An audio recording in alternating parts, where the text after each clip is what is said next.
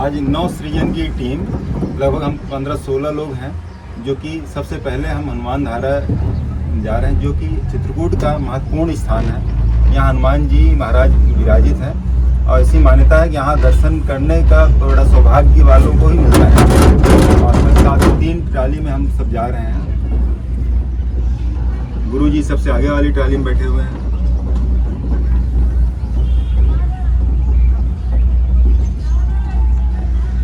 ये कि यहाँ से ना बाई रोड का भी रास्ता है, मतलब हाँ, रोड पीछे से पहाड़ी भी जाते हैं, लेकिन वो बहुत गंदा रास्ता है। हाँ, पूरा गाँव वाले हैं ना जो लोग ले जाते हैं।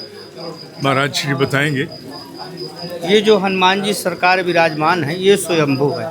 ये किसी कारीगर के गढ़े या बनाए नहीं हैं। जब भगवान राम लंका इत्यादि विजय करके अयोध्या का राज करने के बाद में वैकुंठ धाम को जाते हैं, भगवान के चरण सेवा में जितने भी रहते थे सबको बुलाया। जो जिसने सरकार से मांगा सबको सब कुछ दिया। तभी हनुमान जी महाराज से कहते हैं कि शून्य कपितोह उरिनमय नाही, अकर विचार देखो मनमाही। हनुमान, मैंने मन में विचार किया कि आपका जो ऋण है मेरे ऊपर बहुत ज़्यादा है। वैकुंठ धाम जाते समय किसी का ऋण लेकर के नहीं जाते, ऋण मुक्त होकर के जाते हैं। तो यदि अगर आप हमसे कुछ मांगेंगे तो हम आपके ऋण से मुक्त हो जाएंगे, क्योंकि हम वैकुंठ धाम को जाएंगे और आपको कहीं आने जाने की ज़रूरत नहीं है। मृतलोक में रहना, मेरी भक्ति करना, भक्तों का कल्याण करना। उसके उपलब्ध मुझसे कुछ मांगो, मैं आपको कुछ देना चाहता हूँ, क्योंकि आपको कहीं आने जाने की ज़रूरत नहीं है। मृतलोक में रहना, मेरी भक्ति करना, भक्तों का कल्याण करना। क्योंकि माता जानकी ने आपको अशोक वाटिका में जिस समय पति वियोग के मारे अपने प्राणों को परित्याग कर रही थी, आप क्षण भर में जा कर के हमारा कुशल का संदेश माता तक दिए, तो माता जानकी ने आपको अमोक्ष का वरदान दिया। अजर अमर गुण निस्तुत होहु, करहु बहुत रघुनाथ छोहु, अष्ट सिद्धि नवनिधि के दाता, असबर दीन जानकी माता। माता जानकी ने आपको अजर अमर का वरदान दिया, इसलिए आपको कहीं आने जाने की ज़रूरत नहीं है। मृतलोक में रहना, मेरी भक्ति करना, भक्तों का कल्याण करना। उसके उपलब्ध मुझसे कुछ मांगो, मैं आपको देना चाहता हूँ। तब हनुमान जी महाराज ने कहा कि आप मेरे स्वामी होकर के यदि देना चाहते हैं तो जब से मैंने रावण की लंका जलाया है, मेरे लंका जलाने के हृदय में ज्वाला रहती है, गर्मी, वो शांत हो और मुझे आपको 24 घंटे दर्शन मिले। तभी भगवान राम हनुमान जी महाराज को श्री अयोध्या धाम से ला करके चित्रकूट धाम लेके आए। बाण मार करके सरस्वती नाम की गंगा का वाहन किया, जो सरस्वती मैया 12 महीने 24 घंटे सरकार की सेवा में चलती है। ऊपर कहाँ से आती हैं कोई पता नहीं, नीचे जा करके कहाँ समाप्त हो जाती है कोई पता नहीं। इसी का नाम हनुमान धारा बोला जाता है। गिरना 12 महीने 24 घंटे। बोलिए बजरंगबली की जय। हनुमान धारा के दर्शन सभी साधकों ने भी किए। बेटा और भी दिखाते रहना, ठीक है। ये हनुमान धारा की पहाड़ी के ऊपर उनके दर्शन करके, धारा के दर्शन करके अब हम बाहर आए हैं और यहाँ से आप देख सकते हैं चित्रकूट के पूरे दर्शन, पूरे तो नहीं पर जितने इस पहाड़ से संभव हैं उतने दर्शन आप कर पा रहे हैं। दूर दूर तक आपको चित्रकूट की बसावट के दर्शन हो रहे हैं। सामने कामदगिरी पर्वत है, कामदगिरी पर्वत के भी दर्शन आपको एक साथ हो रहे हैं। हनुमान धारा का पर्वत और कामदगिरी पर्वत आमने सामने आपको दिखाई दे रहे हैं। चित्रकूट के प्रवास में हमारी चेष्टा रहेगी। और यहाँ नीचे जो हनुमान धारा का जल है वो बहुत सुंदर जल है। ये यहाँ जिदीक स्वरूप के हाथ में जल है, आप देख सकते हैं। इतना स्वच्छ और इतना पवित्र जल है और स्वाद इतना मधुर है कि कहना ही क्या। और ये जल यहाँ कुंड में संचित होता है। कुंड के दर्शन कराओ। नीरज हटना ज़रा। कौन नीरज है? हाँ, हट जा नीरज। ये कुंड के दर्शन है जहाँ से गिरने वाला जल, थोड़ा आगे हो जाओ बेटा, आगे, ऊपर से आने वाला जल यहाँ इस कुंड में एकत्रित होता है और भक्तजन यहाँ से जल भर करके भी ले जाते हैं। बड़ा अद्भुत प्रकृति का एक संयोग है, ये बहुत अद्भुत प्रकृति का संयोग है। सती अनुसुईया, जहाँ माता सती अनुसुईया जी की स्थान है। अभी हनुमान धारा से हम लोग जा रहे हैं माँ सती अनुसुईया के आश्रम में और साथ साथ गुप्त गोदावरी, तो दोनों के दर्शन भी यहाँ से आगे चल कर के हम करेंगे। फिर राम दर्शन करेंगे जी। तो अभी तक का क्रम जिस प्रकार है वो आपको बताया गया। अभी ट्रॉली से हम लोग नीचे उतर रहे हैं। संभवतः दृश्य आप सब देख पा रहे होंगे।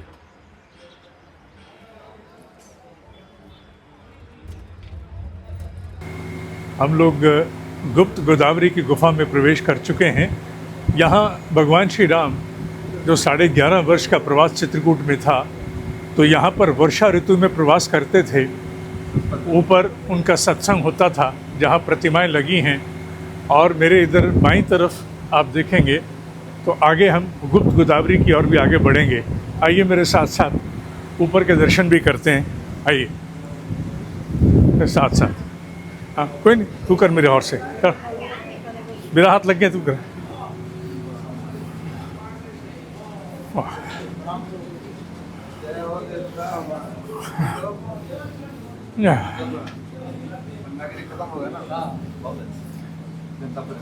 इन गुफाओं की आप छतें देखें, किस प्रकार प्रकृति ने इसको जैसे घड़ा हो।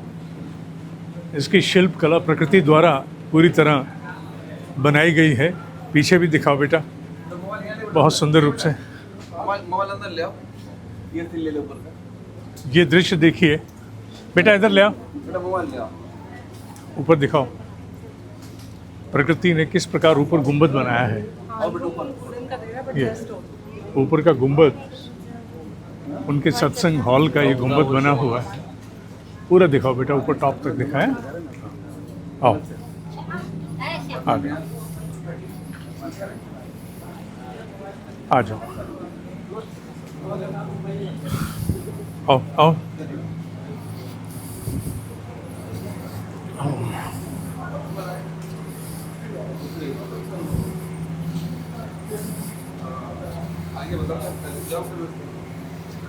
हाँ,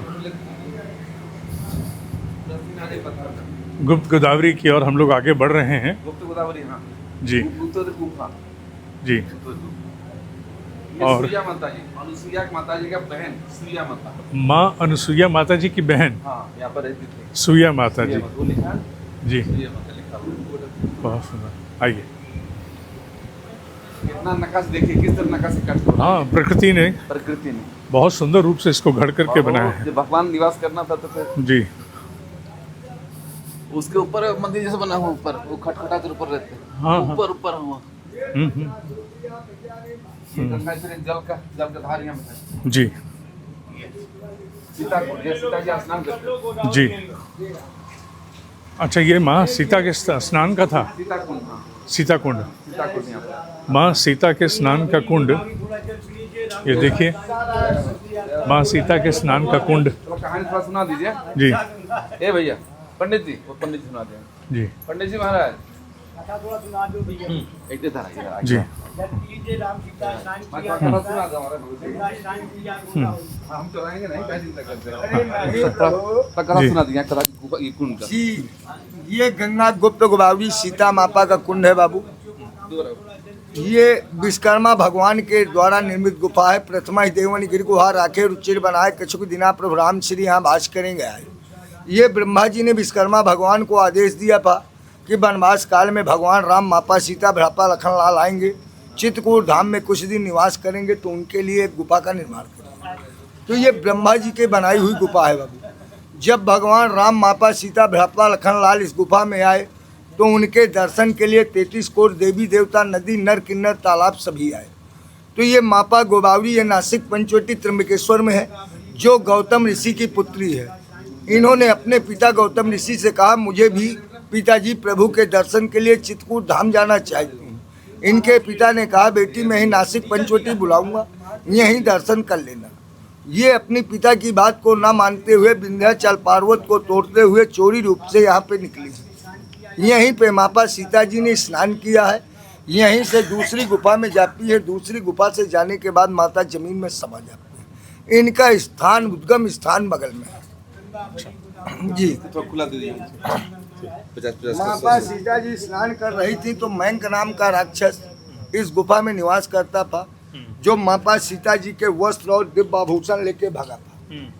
लखन लाल जी पहरे में थे। माता सीता जी ने आवाज लगाई। लखन लाल जी ने शब्दों के बाण से उस राक्षस को श्राप दिया कि जा दुष्ट तू पाषाण का हो जाएगा। आज भी वो शिला पाषाण के ऊपर लटकी हुई है। जब वो पाषाण का होने लगा तो भगवान राम से विनय किया, हे प्रभु मैं पत्थर का होने लगा लेकिन मेरा भोजन क्या होगा। भगवान राम ने वरदान दिया कि जो भी दर्शनार्थी कलयुग में आएगा उसके मानसिक पापों का भक्षण करेगा, यही तुम्हारा भोजन होगा। ये शिला बांस से हिलाने से पहले खटखट की आवाज आया करती थी, इसलिए यहाँ के क्षेत्रवासियों ने इसका नाम रख दिया खटखटा चोला। बोलिए गंगा माई की जय। ये फारसी कर आइए शासन के द्वारा शेख की भाई ने छोड़ी। जाओ जी। मापा गोदावरी बाबू के बाल गोपाल बच्चे परिवार की रक्षा करे समाज। जाओ चलो आओ जी। आइए मापा गोदावरी बाबू के बाल गोपाल अब हम गोदावरी की ओर आगे बढ़ेंगे और धीरे धीरे आगे की ओर अग्रसर हैं। यहाँ सीमित संख्या में लोगों को छोड़ा जाता है क्योंकि अंदर गुफा में घुसने का स्थान बड़ा संकरा है। बाहर जाते समय दिखाएंगे ऑक्सीजन की कमी ना हो, इसलिए कम लोगों को ये शंकर जी की स्थापना हुआ छोड़ा जाता। जी फिर बाद में रख दिया गया इसको। खट वो लौट के आते हैं फिर खटपड़ा ऊपर दर्शन करना। जी जिन्हें खटपड़ा से सुना है ना कहानी, जी जी। लौट के आते हैं दर्शन करना। पहले जी। धनुष कुंड था। ये धनुष कुंड है, अंदर ही है सारा। आगे आगे हाँ इसी गुफा का ही भाग है सारा। आगे थोड़ी सा आगे। जी ये धनुष जैसा आकार बना हुआ जी चल अच्छा नहीं मानेंगे तो धनुष कुंड चल चल।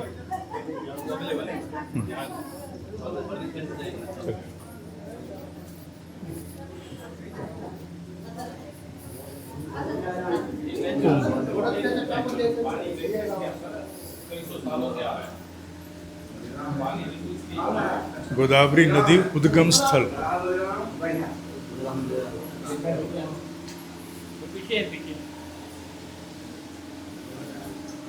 ये गोदावरी नदी का उद्गम है जो नीचे जल दिख रहा है। आगे बेटा पार्थ ये धनुष जैसा आकार बना है जी। इसे धनुष कुंड बोला जाता है इसको। ऊपर धनुष जैसे बना हुआ जी। ये माँ गोदावरी का उद्गम स्थल है। उद्गम यहाँ से माँ उत्पन्न होती हैं और धारा के दर्शन तो अच्छा धारा पीछे की तरफ है। गुप्त धारा है। उद्गम उद्गम ठीक बहुत फिर नीचे दिखाई पड़ेगा। शिल्पकला प्राकृतिक स्वरूप में घड़ी गई है जिसके दर्शन बड़ा विस्मय प्रदान करने वाले हैं। आओ बेटा पीछे की तरफ चलते हैं। आइए आइए जाओ जी। गुप्त गोदावरी के दर्शन कर लो, ऊपर से कर लें, पानी से वो सेवन कराएंगे। जी थोड़ा सा स्लिपरी है। गंभीर सा नहीं है बेटा, वो स्लिपरी है, उतरने में दिक्कत ना है। सिर भी बचा के आना है।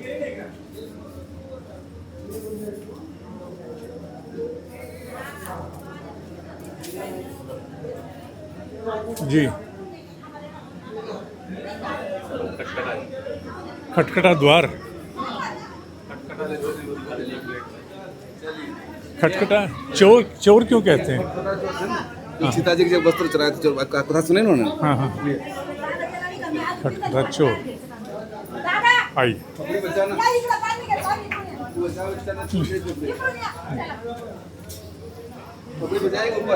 जी जी ऊपर से सिर बचा के बेटा।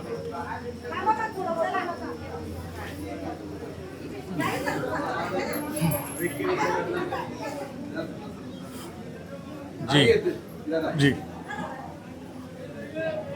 ऊपर का शिल्पकला दिखाओ, ऊपर का, ऊपर का।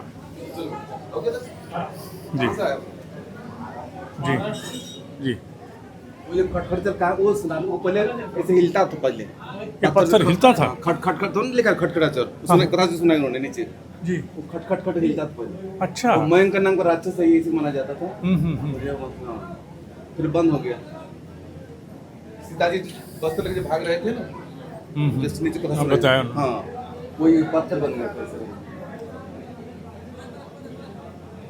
ये डिजाइन प्राकृतिक कैसे सुंदर बना देखो। कहीं कहीं टच नहीं, कहीं टच नहीं क्या, कहीं भी स्पर्श नहीं है। पूरी तरफ चारों तरफ से गुफा का स्पर्श नहीं है। जा यहीं से वापस यहीं से जाना है जी जी। हाँ वो थोड़ा ऊंचा है प्राकृतिक कैसे बना है देखो, जी जी। कभी छुए नहीं, कितना सुंदर बना हुआ है। हाँ हाँ।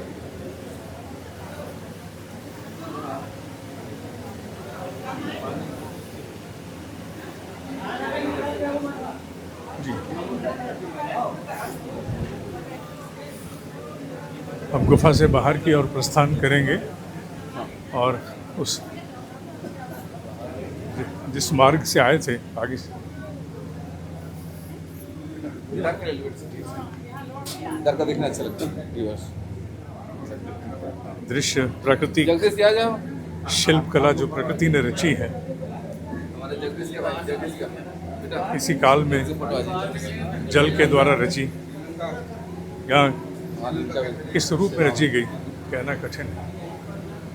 अभी आप देख सकते हैं कि पाइप जो हैं दोनों तरफ पाइप दिखाओ बेटा। ऑक्सीजन को लाने के लिए पाइप लगाए गए हैं। ये पाइप लगाए गए हैं जिससे कि ऑक्सीजन की मात्रा भीतर भेजी जाए। जी यहाँ से निकलने का रास्ता बड़ा संकरा है। रुक जाइए, लोग- रुक जाइए थोड़ा। जी पर लोग आते रहेंगे ना। तो आते रहेंगे, पीछे वाला जगह जब तुम रुकेंगे जगह आ जाएगा ना, जी खाली में तो फोटो आ जाएगी।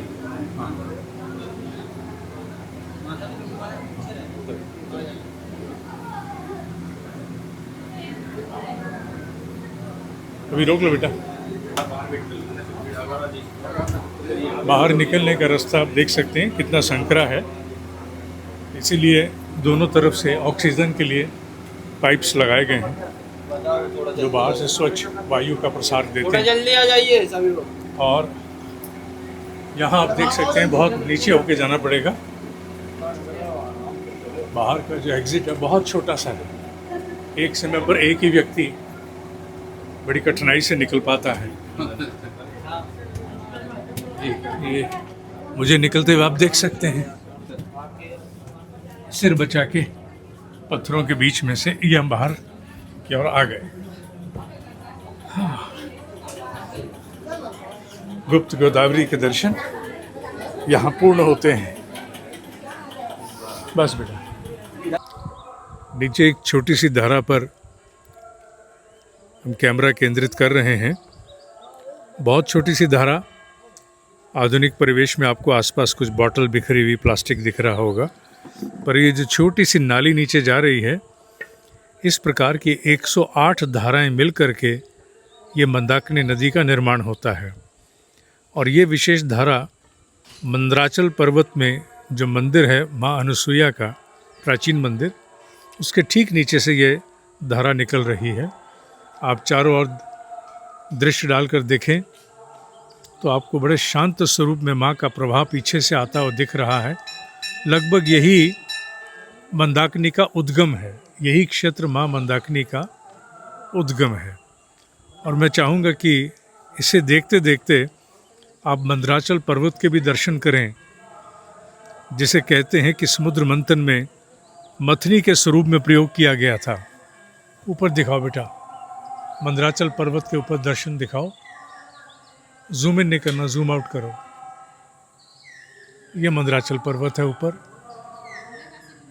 जिसके नीचे माँ अनुसुईया का प्राचीन मंदिर है, जिसके विषय में पंडित जी ने अभी कुछ क्षण पूर्व कुछ कहा। ठीक। माँ मंदाकिनी के धाराओं में एक उद्गम में मुख्य स्रोत ये धारा, जिसके दर्शन अभी नीचे कराए जाएंगे। जब इस प्रकार प्रभाव से आ रहा जैसे कोई मोटर छोड़ रही हो, तो वस्तुतः ये प्राकृतिक है। कुदरती है, ये आकाश गंगा है, पताल से निकले हैं, पताल वासिनी जिसका सौभाग्य है वही आता है जी। यहाँ के करने से इसी कतरी में कुछ सुनाता है वही जी उनको जरूरत होगी तो हमारे सामने आ जाएंगे हाँ, उधर से जी। जितना टेम्परेचर इसका अभी है इतना 12 माह रहता है, यानी ठंडी में भी ठंडा नहीं होता, गर्मी में ऐसे रहेगा, बरसात में ऐसे रहेगा। रामायण के अरण्य कांड में इसका उल्लेख है। इसलिए बोला जाता है अरण्य कांड कि रामायण में 2 फटिक फिला है। कभी कभी लोग जल्दी में बोल जाते हैं कि फटिक फिला बैठे 2 भाई, वो कर्नाटक में, वो सुंदरकांड में, ये अरण्य कांड में। ये वो है कि एक बार चुन कुसुम सुहाए, निज कर भूषण राम बनाए, सीता ही पहराए प्रभु सादर, बैठे फटक फिला अति सुंदर। जब भगवान इसमें बैठे होंगे तो ये अति सुंदर रही होगी। कहने का तात्पर्य ये है कि भगवान राम अपने जीवन काल में एक बार स्वयं, मंगाया नहीं, स्वयं जंगल से फूल लाए, इस फिला में बैठ करके खुद भगवान राम अपने हाथों से बेंडी हार गजरा बनाया और जगत जननी माता सीता जी का भगवान श्रृंगार किया फूलों से। तभी इंद्र के लड़के जयंत को भ्रम हो गया कि ये भगवान नहीं। अगर ये भगवान होते तो औरत का श्रृंगार नहीं करते। यानी कुछ बड़े लोगों के लड़के जो होते हैं उद्दंड टाइप के होते हैं, उसको अहंकार हो गया, तो वो कौवा का रूप बनाया और सीता चरण चोंच हंसी भागा, माता के पैर में चोंच मार के भागा। तो चला रुधिर रघुनायक जाना, सीख धनुष फायक फंडाना। भगवान को मालूम हुआ कि ये बदमाशी करने आया है, तो जिस आसन में भगवान बैठे थे एक तिनका निकाला, मंत्र पढ़ा, उसके पीछे लगा लिया। कौवा आगे भाग रहा था, बाण पीछा किया, तीनों लोक में गया, लेकिन काहू न बैठा न कहा न वही, और राख को फके राम कर द्रोही। राम के द्रोही को कौन बचाएगा। तब रास्ते में नारद देखा विकल जयंता, और लाग दया कोमल चित संता। नारद जी ने कहा कि तत्काल बिना देरी किए वहीं पहुंच जहां अपराध किया है, बाकी कोई बचाएगा नहीं। क्योंकि इंद्र का लड़का था, बोलने में होशियार था। भगवान के पास पहुंचते ही उसने अपना गियर चेंज कर दिया। भगवान से प्रार्थना किया कि जो मैं पहली बार आपके पास आया था तो भगवान मैं आपका प्रभाव देखने आया था, तो प्रभाव तो मैंने देख ही लिया कि मुझे तीनों लोक में कोई बैठने के लिए नहीं कहा। अब जो लौट के आया हूँ तो मैं भगवान आपका स्वभाव देखना चाहता हूँ। इतना बोलते ही फांसी की सजा में तब्दील हो गई, लेकिन माफ़ नहीं किया गया। आप लोग ये भी सोचोगे कि वो भगवान है और शरणागति हो गया, भगवान को माफ़ कर देना चाहिए, लेकिन नहीं। उस टाइम का सिस्टम बना हुआ था कि माफ़ी मांगने के बावजूद भी अपराधी को दंड मिलता था, लेकिन दंड कम हो जाता था। तो सुनि कृपाल अति आरत बानी, और एक नयन कर तजा भवानी। भगवान एक आँख खोल देते हैं। भगवान तब से आज भी सारे संसार में कौवा एक आँख का होता है। एक लाइन तुलसीदास जी ने और लिखे हैं आगे कि तीन मोह बद्रोह यद्यपि दही कर बध उचित, लेकिन प्रभु छाड़ो कर छो को कृपाल रघुवीर। भगवान के बराबर कृपालु कौन है जो इतना बड़ा अपराध करने के बावजूद भी भगवान ने उसका जीवन दान दे दिया। जैसा कि लोग चिन्हों के बारे में मेरे पहले बता रहे हैं, ये भगवान का बायां चरण है, दाहिने पैर का घुटना है, दाहिने पैर का अंगूठा है। यानी वीर आसन की पोजीशन है जब भगवान ने घुटना टेक करके कौवा को बाण मारा। श्री राम बैठे थे, माता जानकी बैठी थी। भगवान ये माता जानकी का चरण। पीछे लखन फिरा है, ऊपर मंदिर है, सामने यज्ञशाला है जो हर वर्ष यहाँ यज्ञ होता है। इतना है यहाँ पर। और ठीक है। आप प्रथम बार आए हैं दिल्ली से? अच्छा। आप गीता के बारे में अच्छे।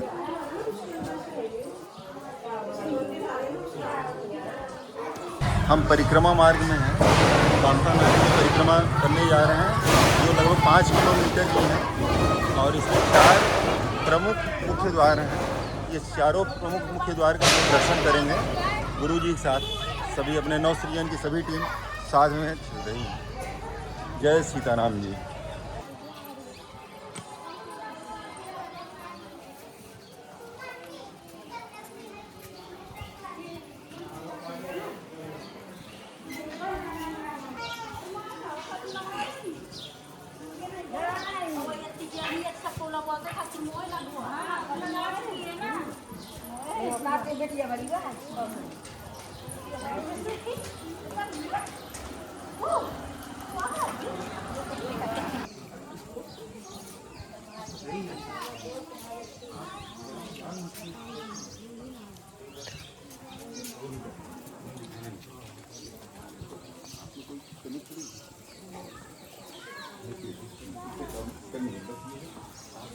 प्रेजेंटेशन कम है वही बस मेन बात।